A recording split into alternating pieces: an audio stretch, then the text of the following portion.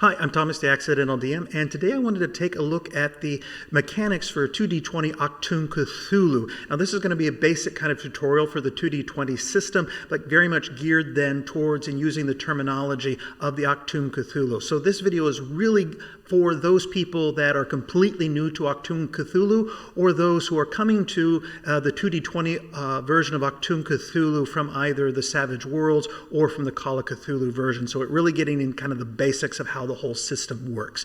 And so without further ado, let's just jump right in and learn how to make this system work. One of the first things we kind of want to look at is the 2D20 system is at its very base, at its very core, is a dice pool system, which starts with pretty much anything that you're going to be wanting to do as a primary actor is going to be with 2D20s. Now, you're capable of buying more dice to build up that dice pool via a momentum, which is you get from extra success, and we'll talk a little bit more about in a minute, or by giving threat to the GM, which is kind of the GM currency for unlocking special abilities or adding things to the scenario. The way that kind of progression works, we'll talk a little bit about how that happens in a minute.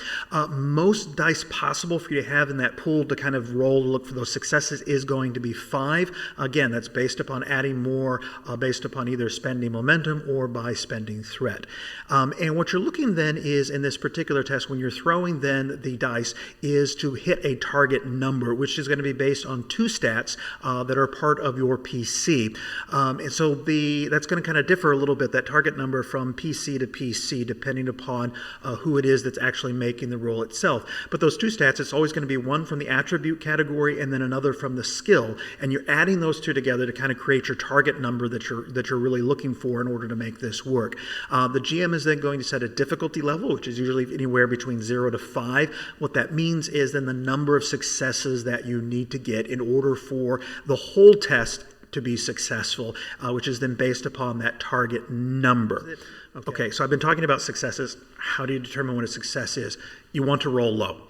That's kind of the easiest way to look at it. The lower the number, the better. In particular, if you can get a 1, that's kind of an extra special, kind of critical success. So to score a success, then the die needs to equal or lower than the target number that you're rolling. And if you are lucky enough then to roll a 1, that actually counts as 2 successes. That's why it's called a critical success. Now, at the opposite end of the scale, like I said, you want to roll low. So if you roll a 20, that's not a success, and that is a complication.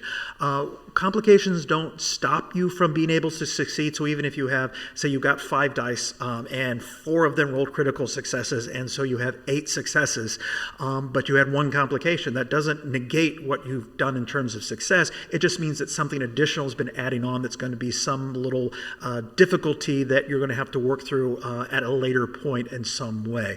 So complications are kind of like types of disadvantages. Perhaps it might be a minor injury or an inconvenience, or one of the things that a GM can always do is to take that complication and add it to their threat pool in the terms of adding to threat.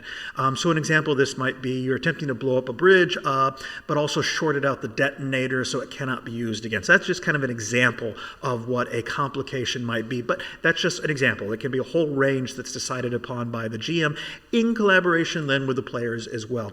So it is possible that a lower number, though, a lower rolled number can trigger a complication. So not just always a 20, but would be a mechanism that the GM tells you about before rolling the skill test. So there's a complication range, but that's more of a GM kind of issue, and they will always tell you that before you make the roll that the complication range has been lowered. But in most 2D20 games that I've played, it's almost always set at just 20 unless there's a really specific reason that it does need to be lower. So also, if your PC has a particular focus, training in a specific area that you're working on, in a particular skill that's being tested, which is chosen during character creation or part of the advancement criteria of the 2D20 system, then that skill number, that skill level then becomes the target for a critical success. And that can be anywhere between 1, 2, 3, 4, 5. And so your critical success then number can also increase just as the complication range can increase. However, it's more likely then that your critical success range will increase because of those various focuses. Just a couple of examples of what those might be. For example, if you're going to be fighting someone, and if you have a focus in close quarter combat, that would then give you an advantage so that your critical success level is is higher than what you would normally need to roll. Let's say you're working on rewiring a radio or something like that. So that's kind of an engineering skill. So if you have a background in electronics, again, that's going to raise then the critical success level for you, just to make it a little bit easier to gain one of those critical successes, to get those 2 successes that are necessary for that to happen. Also, when you're rolling your pool of dice, no matter how many dice that you have, it is possible then, if it fits within the story structure that you and your GM are coming up with, for one of the other PCs to assist. It's not just mean that everyone can pile on, but if it kind of thematically, it story-wise kind of works in the system, they're able to assist in what you're doing then. Now, they don't get 2 D20s when they're rolled. They would roll a single D20 based upon then the criteria of the same skill attribute then that's been laid out. But their number is going to be different because they're working off of their character sheet, not your character sheet. All right, so that's just kind of one of the things to kind of keep in mind, as I said earlier, about those target numbers can be different depending upon the particular PC that's doing the action. So generally then, those that are assisting are going to use the attribute plus skill combination that your character or the primary actor is using as well, though there may be instances in which there's a narrative reason for it to be a little bit different. So for instance, if you're trying then to, again, kind of going back to that blowing up a bridge, if you're trying to lay out all of the wiring and the explosives and wiring it all up to make it work. So the other person is the one that's doing the physical activity of running the explosives or running the wire. Maybe they're not going to need that engineering in order to put everything together, but they're going to want to do something that's focused more on their athletic ability because of the heavy things that they're carrying. And so that's the way that they're assisting. So that's an example of when the 2 choices of what the attributes and skills might not be exactly the same when you are making then that decision of someone being able to exist. Now, what happens though, you've rolled your dice, you look it up, and you do not meet the criteria of the number of successes necessary then in order for the thing to happen? Well, one way of it is simply that it doesn't happen. And probably that's the way that most of us are going to kind of look at these things depending upon what's going on. However, there is a mechanism called succeed at cost. And it's generally then reserved for those moments when failure would bog down the game completely. In other words, there's this locked door in order to go into the inner sanctum where the ritual is happening that the enemy is doing, and there's literally no other way to get in there. It's a completely sealed room. And so you're trying to get through the door and you fail. Well, what happens then? Does that just mean they automatically succeed? It's possible. I guess you could rule it that way if GM wants to do it. But then there is this opportunity then to use the succeed at cost mechanism.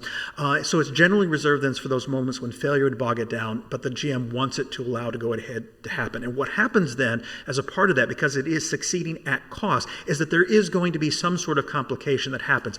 And it's going to be a complication that's typically larger in scope or in scale of what would happen in a normal complication failure when you're rolling your dice. So for instance, in the example that I've kind of put together of trying to break into this kind of summoning chamber, well, what happens then is you succeed, but it's so noisy, it's so loud that it just brings in a whole slew of new reinforcements then to help to kind of defend this area where they're trying to go through the ritual. And so instead of maybe just fighting the two Nachtwolf guards that are inside, plus then the person that's summoning, there's going to be an additional 3, 4, 5 maybe new guards that are coming from the outside then, maybe a round or two later, kind of responding to the massive noise that you created in order to do that. Okay, so that's just kind of an example of one of the ways that you can still succeed at cost. Now, with the 2d20 system, in addition to that, there's also then d6s that are going to be in play. Now, these d6s, the term that's often used the term that is used in the 2d20 system about this is challenge dice. Now, the majority of the times, once you've rolled your d20s, the pool of d20s, however many that you have for that particular skill test, once success or failure is determined, you're done. But sometimes there are reasons then that you do need to roll the challenge dice. Sometimes there's a need then to know how well you succeeded, such as inflicting stress or damage would be another way of talking about that, but the game mechanic is specifically called stress, to an enemy or when the attempted task would take longer than one step. That would then be what are known as kind of extended task, or even when you're trying to cast then a ritual, that there's a whole series then of damage that needs to be done, stress that needs to be afflicted, or whatever it's going to be called in that particular case in order for you to be able to succeed. So it's kind of then the, another way of looking at it maybe is kind of the status bar of being able to accomplish then an extended task or a ritual, or specifically the damage stress then that's done to someone that you're inflicting an injury upon. So the time then to roll the challenge dice is usually then a set number of d6s. The number of challenge dice that you're going to be using is going to kind of vary depending upon the situation that you're kind of dealing with. The majority of the time probably is going to be when you're dealing with a weapons attack, which has a set number of d6s that's going to be listed then on the character sheet itself. So the weapon attack then has a stat block, and it'll say then the number of challenge dice that are necessarily to roll. So just as kind of an example, one of the weapons then that is in the player's guide is the Well-Rod Mark II-A pistol, which then has 3 challenge dice. So you would just pick up your 3d6s and you would roll them. Now, how then you calculate the amount of stress? There are custom dice that are a part of the 2d20 system, but they're not necessary to play. There's a really easy way to kind of convert what's going on, and I've got a handy-dandy little chart that's just above me to kind of explain it out a bit. But in general, if you roll a 1, that's 1 stress. If you roll a 2, that's 2 stresses. If you roll a 3 or a 4, those are blanks. So those are kind of, nothing's being added then to the tally. On a 5 and 6, it is 1 stress, but those are also then the times that you would roll an effect. And an effect then is something that would be listed then on the stat block specifically for the weapon that you're using and how that's going to necessarily kind of play itself out. So just as kind of a quick example, one of the ones you might regularly see, especially with something like then the Mark II, is that it has the vicious quality, which basically what that means is whenever you roll an effect, you get your 1 from either your 5 or 6, but then you get an additional 1 stress from the effect itself. And that's just an example then of what vicious might do. Another example might be the area effect, in which it means it's able then, when you roll that effect, it's able to attack more than one individual at a time. And so it's kind of spreading itself out a little bit more. So weapons then have other qualities that affect stress, but we'll deal specifically with those at probably a later time. Just today we're really trying to focus then on kind of the basics. The other time then that you're really going to be using then the challenge dice is specifically then when you are looking at extended tasks. Okay, now extended tasks then are longer affairs, much more involved actions that can't be resolved in one round, or there is some sort of time crunch that's going on that's kind of intensifying your effort that you're trying to put into it. Now, these tests have a stress track, and so when you're rolling challenge dice, it's going against that stress track. That's then kind of what I was talking about a little bit earlier, kind of a scale of how well you're kind of progressing and going over it.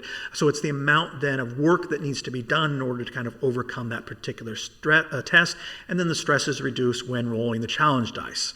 Okay, now at the same time, these extended tasks may have resistances, and again, that's kind of one of the technical terms used in the 2d20 system, which basically means the ability to resist some of the damage then that's done or the stress that's inflicted upon when you're rolling the challenge dice.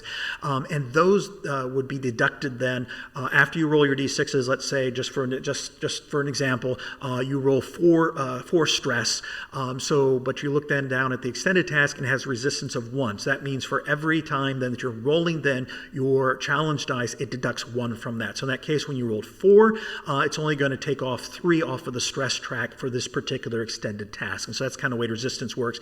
What happens though as you're kind of working your way down? You might be looking at, oh my goodness gracious, I've got like 15 stress that I need to work off of this. Okay, that can be kind of a little bit daunting. Now, when the stress is reduced by 5 in one single attempt, you achieve then a breakthrough. And breakthroughs then have advantages for having done that, which can then affect the rest of the extended task in a couple of ways. All of them are going to be positive. Some of the ways that are listed then in the player's guide is it reduces the difficulty of subsequent tests. So when you're rolling your dice and the initial extended task was, it took you needed 3 successes in order to do that. But once you get that breakthrough, you finally got that breakthrough, then it's only going to be 2. And if you can get another breakthrough, it's going to reduce it down to 1. That's just one example of the way that could work. It could also be to reduce resistance. So let's say, for instance, that the difficulty isn't that hard. Maybe it's a difficulty of 2, and so it's not that difficult of a task to do, but it has massive amounts of resistance. It's got 2 or 3 on it, but you wanted to kind of be able to lower that down. So when you have that breakthrough, maybe that's one of the things. You're able to kind of knock off a little bit of that resistance. You could possibly increase the number of challenge dices for the successes that you have, or you're able then to establish a truth. And truths then, we'll talk a little bit more about those later, but those really kind of affect then the world or the individual or the situation that you're kind of dealing with, usually to make it a little bit easier in some respect or other. So also, though, in terms of breakthroughs, since we're talking about breakthroughs, when the number of breakthroughs equals then the magnitude of the extended test, then the extended test is passed. Well, what is magnitude? Magnitude is simply the gauge of how difficult the GM has rated the test. So typically that also means the number of steps that are going to be involved in for this to happen as well. But whenever then the magnitude equals in the number of breakthroughs, no matter how much is left then on the stress track, you're considered to have completed the task at hand. So that magnitude is usually going to be between 1 or 5 again, and is generally then, as I said, the difficulty of the various tests in the extended test before modifications based on any breakthroughs that you might have had. Now, let's just jump back a little bit to challenge dice, because I want to get a little bit in the mechanics of extended tasks, because that is an important part then of the system. But the other thing is with the challenge dice, when you succeed as part of an extended task, well, how many dice do I roll? Okay, the challenge dice is going to be 4, plus any bonuses gained from the attribute that is particularly being used in this situation. Remember when I talked earlier about how we determine then what dice we roll and what our target number is. One of those then was the attribute that was used. So you take whatever that number was, all right, and then you look at the handy dandy little chart that I placed just right above me to kind of determine then, well, how many additional dice do I get to have? Up to a total of 5. So yeah, it can be very, very helpful. Now, as I said, one other thing I want to talk about before I kind of move on from these extended tasks is that rituals are also something that's going to be using the challenge dice, and they do work a lot like the extended task. But rituals then is very much about the magic, and if you're wanting to kind of dig a little bit deeper into that, I'd recommend you kind of check out my video that I did specifically just on magic, so you can have kind of a better understanding of how that is, because we really want to just kind of focus on kind of the core mechanics, the nuts and bolts of how to get 2D20 system working and how to get running into the Achtung Cthulhu world with this system. Next thing I want to kind of talk about as we kind of move on then is some of the other pieces that are a little bit more generalized in terms of the 2D20 system that you're going to really kind of see across it. And I've already made mention of these two mechanics already. They are momentum and threat. Momentum and threat are I guess the best way to kind of talk about it is that they are the currency for both the PCs and the GM to kind of unlock special features that either the NPCs or the PCs themselves have. So for the GM, it's called threat, and for the PCs, it is called momentum. So how do you get that? Whenever a PC succeeds more than is required, so the GM has said that the necessary success is 1, all right? You roll 2d20, and you end up you hit it big. Let's just say you get two critical successes, so you've got 4 successes total. You only needed 1. Does that 3 go to waste? No, it just simply gets added to your pool, and it's a group pool. It's a communal pool. So everyone's going to get access then to those momentum. Now you can spend them right away for additional benefits that are laid out in talents that you might have, which we'll talk about in a separate video. But then you can also be saved for other uses that the group as a whole can use later on, because who knows, this particular test was only a 1 success, but there might be another one down the road that's going to be a success necessary, a difficulty of 3. You're going to want some more dice, and so you're going to want to be able to spend then that momentum in order to gain more dice. All right, so let's then talk about what are some of the possibility ways of getting then, using then momentum. The most common way, as I've kind of already alluded to, is definitely buying more dice, trying to increase your pool up to, again, they were talking about the D20s here, up to a total of 5, okay? Now, other possibilities that are kind of listed in the player's guide and how it is that you can spend momentum in the Achtung Cthulhu version. So this might differ a little bit from other versions of 2D20 you might have played before or looked at before. So some of the other possibilities then are to create truths, okay? And again, we'll talk a little bit about that a little bit more later in this particular video. Another way then is obtain information. So you can just simply, it's a way of spend a little momentum, you've been kind of investigating, and the DM or the GM kind of answers then the question, but you're still a little bit unsure, you want to know a little bit more about something. Well, you spend a little bit of momentum, and you can ask then the GM a question which they then will answer truthfully. Whenever you spend momentum to obtain information, the GM will always answer truthfully. It could be cryptic, all right, but it'll always be a true answer then. Another example then that's given is the ability to kind of reduce the time to kind of be able to finish a task quicker, or it could be simply something that's agreed upon between the player and the GM. I'm not sure exactly what that might look like, but yeah, you can spend momentum to do something that's not in the rule book, that doesn't say anywhere that you can necessarily do it, but it doesn't mean then that between you and the GM that this kind of makes sense within the context of what you're doing at that particular moment, maybe be able to spend a little bit of momentum in order to have whatever that is kind of succeed. There's also then specific reasons and spells that momentum can be spent as well, but again, that'll be kind of laid out specifically in the description of the spell. And again, check out my video on magic if you want to learn more about that.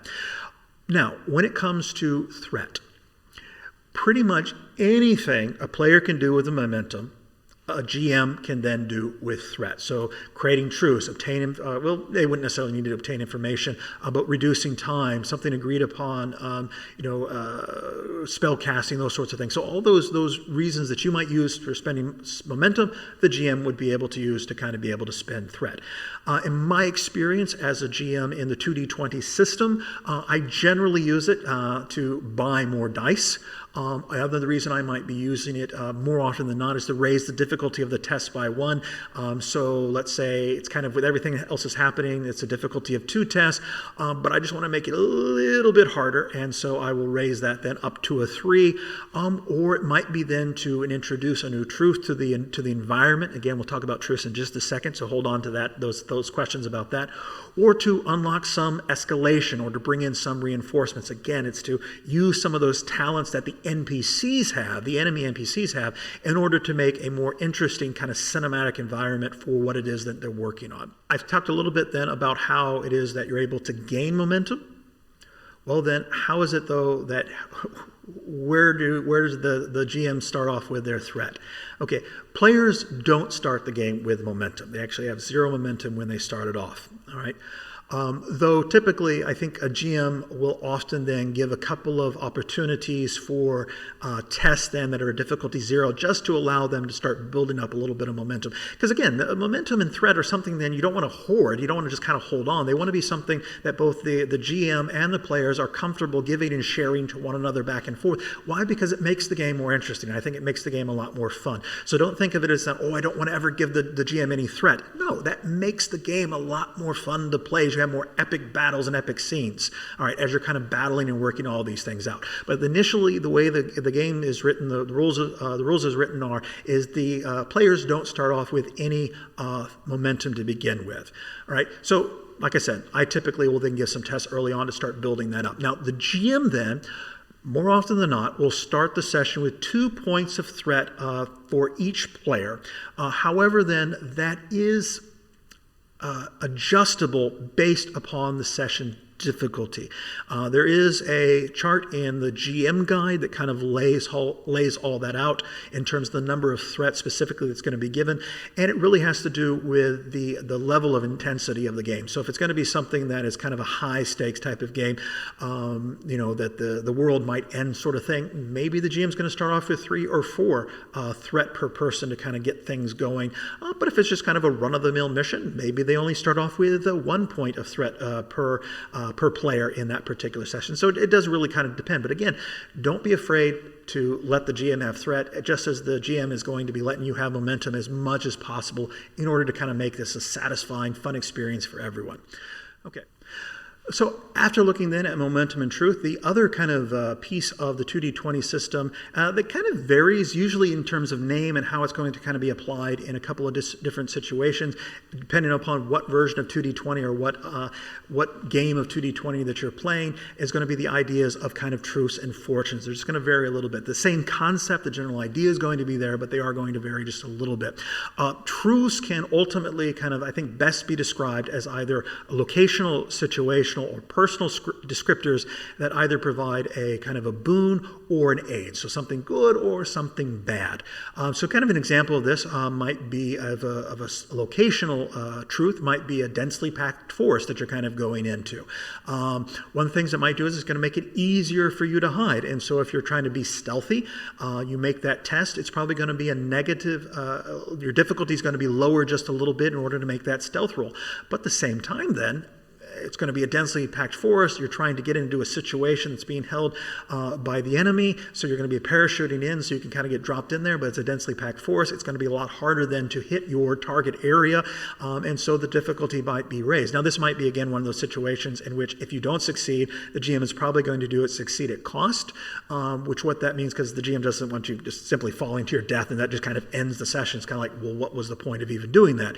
But then it might be one of those where, okay, you're a mile or two off target, and so it's going to take you more time to get to the area that you want to do. And if you're dealing then with kind of secret labs and whatnot, there might be a time crunch, or it could be simply you land at a spot where there happens to be a black sun patrol going by, and so you have to kind of deal with that. So just kind of an example of what that might be. Situational then, again, moonless kind of night with dense cloud cover. What that means is that you're going to need some artificial light, which is going to make it easier then for the enemy to see you, but then at the same time, it's also going to make it harder then for you to kind of track or search out for particular clues if you're not using some sort of artificial light. So just kind of an example of it can kind of go both ways in those areas. There's also then, besides vocational, besides situational, there is then the personal truths that are part of it. So that's about the individual PC, who they are, something about their past, something about their or more recent past or their present. Just an example of this might be is kind of an ex-Black Sun devotee. That could be something that could be very, very helpful when you're kind of going in and you're trying to scout out way things are happening. They're going to know kind of the procedures. They're going to know the way to kind of the lingo that's necessary or the style of acting in order to make you be able to kind of sneak in a little bit easier. But at the same time then, as an ex-devotee of this kind of evil occult ideology, the rest of your team may kind of look at you a little bit different and kind of be a little more suspicious, a little kind of held back, etc. So there's then those kind of inner turmoil pieces that might be a part then of some of those truths that you have. And again, don't be afraid to have something that's kind of difficult to kind of work with, because these are ways of really kind of improving and helping then, not just with the game mechanics themselves, but also in terms of understanding how you're going to role play, who this character is that you're going to be playing as a part of the game. Now, GMs then can introduce truths by spending threat. So for instance, you're searching through a town or whatnot, and you're looking for trying to track someone. Well, the GM might spend 2 threat in order to all of a sudden it starts downpouring very, very hard. So it's going to be a lot harder for you then to kind of follow along this person that you're trailing. So that's just one example of the way that the GM might do it. Now, there are situations in which a player then can also introduce truths in the situation themselves. And now these are, when it's permitted, this is going to be something that has to be worked out between the GM and the player themselves. But again, GMs are not going to be, no, you can't change my world. It's this whole system is about this kind of world building together and kind of working together to kind of create this story. And so the GM is going to should be receptive to some of these ideas and how this might work. So when it's permitted, then it's going to often then be a result of a momentum spend after some skill test that you've done. But those would then need to be very much kind of related then to the skill test. So you can't just say, well, I'm rigging up a bomb, but then at the same time that means that we're going to have a whole new crew of reinforcements come in to aid us as we're trying to attack then the enemy. Now that doesn't kind of make a lot of sense. But maybe then you're able then to kind of spend momentum to create a truth that you have the ability to kind of you're kind of a chemical genius, and so you're able to kind of make the little bit of nitroglycerin that you have even more potent, so that you're able to gain then extra challenge dice on the destructive nature then of the explosive that you're making. So that would kind of be an example of how that specifically kind of would be able to work out. Now, what about then fortune? Okay, let's just quote directly then from the Player's Guide on how this works. This is on page 23 of the Player's Guide. The heroes of the Secret War, being larger-than-life characters, have access to a special resource called fortune. Fortune reflects their ambition, drive, and luck, which goes beyond that of the ordinary men and women involved in World War II. Such individuals take destiny into their own hands, shape their own fates, and influence the course of the secret war. Whether or not they are regarded as heroes in the conventional sense, player characters are marked by destiny and might just be the champions mankind needs in its darkest hour. So fortune is the way then that those great things are able to happen. Now the PC, player character, starts an adventure then with 3 fortune points. Now this is a little bit different than some of the other systems, which might start out with only 1 or a different number, but in Achtung, Cthulhu 2D20 you start off with 3 fortune points, and more then can be awarded by the GM for a variety of different reasons. They could be just great play, they could be meeting objectives, they could going above and beyond the call of duty, anything that the GM thinks, you just did a great job at that, I liked what you did. Fortune points can also be earned when a PC voluntarily invokes a scar with the GM approval. We'll talk about that more kind of in detail when we talk specifically about building characters, or when we talk then about kind of advancement, which would be in a later video. But basically for now, it's a traumatic event in the PC's past, okay, that affects them now in the current moment that they're living in. Though you cannot have more than 5 fortune points at any one time, you can only spend 1 per scene of those fortune points, okay? Now, what can you spend them on? Great things. Well, what is it? One of them is you can buy with a fortune point another die that automatically has a critical success. So you get an additional die, again, up to your total of 5 possible. But you can get an additional die that just automatically rolls that natural 1 to give you that critical success, so you're gaining then 2 successes from that. Another thing that you can spend a fortune point on is to re-roll. All right, so you can either re-roll your pool of d20s, or you could re-roll your challenge dice as well and kind of make that determination of how you want to spend that. You can also use fortune points to gain an additional major action. Now, major actions, again, we'll talk about that in a later video when we talk specifically about combat, but those are, as an example, kind of your ability to attack twice in a row, that you as one PC would be able to do two attacks with your gun at the same time, assuming that you don't have that as part of some talent or part of the weapon qualities themselves. You can also then spend fortune points in order to avoid defeat. So your stress, it's taken down to 0. Well, just slide a little fortune point across, and you can either immediately get back into the scene, or you can do it later in the scene when a time that's going to be kind of more advantageous. So you kind of summon, you're kind of bleeding out, but you kind of summon that inner element within you that says, no, I got to defeat these enemies of evil. And so you just summon the last remaining strength is within you to kind of get back into the fight and kind of continue to do that. Or it could be, you could spend fortune points then to what's called in the Player's Guide is just simply make it happen, which is then kind of a new truth that would be developed, and typically that's going to be a part of a skill test. So you want to establish this new truth then before then the rolling of a skill test, and so that's going to give you some sort of advantage as you're attempting to do that. What might that be is then, let's say for example, I've been using a lot of kind of explosive things, so let's try to think of something else that you're going to try to do. You're trying to cast you come across a piece of magic and you've never cast anything before, and so you don't have that in your background to kind of help you with anything. Well, maybe then spending a fortune point means that maybe one of your mentors, you'd witness them, and so it gives you a little bit more insight. You just kind of make it just a tad bit easier for you when you're trying to do that. But again, it's something then that's kind of discussed then between you and the GM about how that's specifically going to kind of be working. So that just kind of gives us a basic understanding of how how the 2D20 system works. I know it doesn't go into everything, and so I'll have some more videos then talking about how things like actions work, how combat works, and those sorts of things at a later time. So if you're interested in learning more about how 2D20 system works, or any of the other ways of gaming that I'm interested in, that you're interested in, let me know what those are. Subscribe, like, comment, share, all that good stuff, so that we can kind of learn together, we can kind of play together, and we can just have a lot of fun with what we call role-playing. All right, until next time, thanks for watching.